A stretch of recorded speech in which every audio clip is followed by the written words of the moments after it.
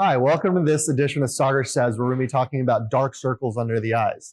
If you want a quick and easy on this, you can check out the post on the Instagram. This video is intended to be a more detailed conversation about the causes and treatments for dark circles under your eyes. So when it comes to dark circles, there's a combination of 3 or 4 things that can cause it.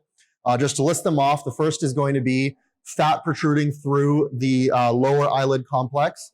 The second is going to be vessels that show through the skin. The third is going to be pigmentation abnormalities. And the fourth is going to be fine wrinkles that can make the skin a little bit more lax, creating more shadows. Now, going one by one, the most common for most people is going to be the herniation of fat through the orbital septum. What this basically means is that our eyeball is surrounded by some fat that protects it.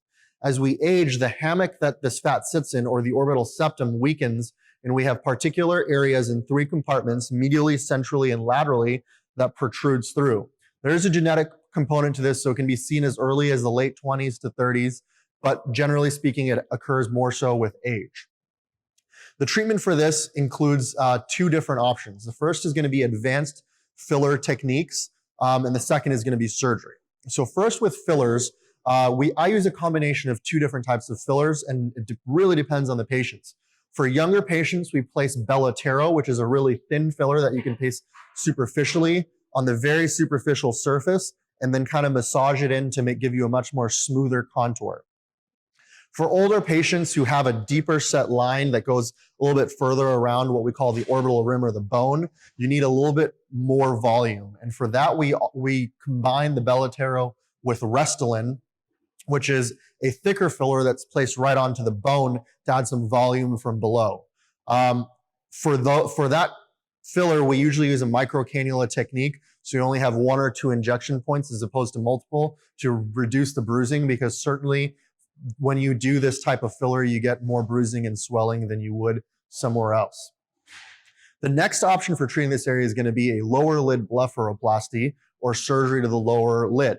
What happens there is we make an incision either on the outside or the inside of the eye, and we either remove some fat or reposition it to help cover some of the contours and improve the deformity of the contour, irregularity. Now, the primary evaluation for the surgery is going to include a couple of things. For whether we go from the inside or the outside, for me, the primary reason to go from the outside would be if there's some fine wrinkles or excess skin of the lower eyelid. The only way you can tighten it is by making an incision on the outside and tightening the skin. If we're going to do that anyways, then I always make the incision on the outside as opposed to the inside. For a younger patient who has excellent quality skin on the outside and just has fat coming out, the incision is usually done on the inside. The things that are important to note about the surgery is that the recovery takes about a week. There's some swelling.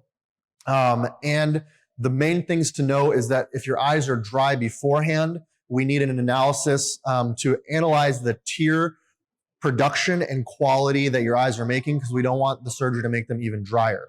We also have to look for, especially for older patients, at the laxity of your lower lids. If you pull out your eyelid and release it, and it takes a while for it to contract back down, we have to do some additional procedures to tighten the lower eyelid so that after the surgery, it's not loose, creating problems once again with tears. Surgery is obviously a more permanent option and should be reserved for more severe cases. Next is the issue of thin-skinned people who have vessels showing through. This is generally seen in lighter colored skin and thin people in general. You can analyze this with a UV light, where when you look with the light, you can see the vessels.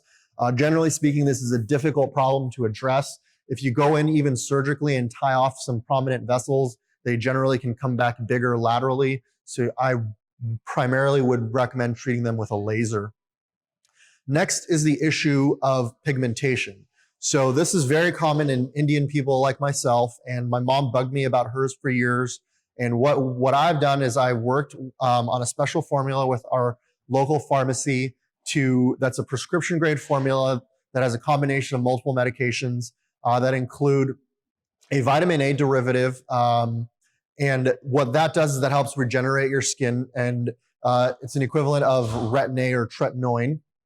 Next, we have skin bleaches that are involved, such as kojic acid or hydroquinone, and these can be used in concentrations that can be prescribed such as high as 6% or over the counter at 2%, or something like kojic acid, which can also be helpful. Things like turmeric are herbal remedies that can help with some of the pigmentation. But generally speaking, for severe pigmentation, I recommend consulting with a dermatologist or a board-certified facial plastic surgeon like myself, who can help prescribe you something that can prescribe a better treatment. I hope that answers as many of the questions as you had. As you know, this is a complex topic. Every patient needs to be looked at individually to figure out what's causing their issue. The entire complex, from the position of the brow to the quality of skin of the upper eyelid and the lower eyelid, needs to be analyzed. One quick tip that I have for you, I have a previous Instagram post about it, but there's a new medication that was FDA released in 2018 called Lumify. It's a simple eye drop, and when it comes to bang for your buck, you really can't beat it. You put in one drop, it makes the white of your eyes whiter. Any meeting during the day you have, it makes you look less tired. And even though it doesn't solve all the problems of your eyes, for $10 to $15, you can really look less tired.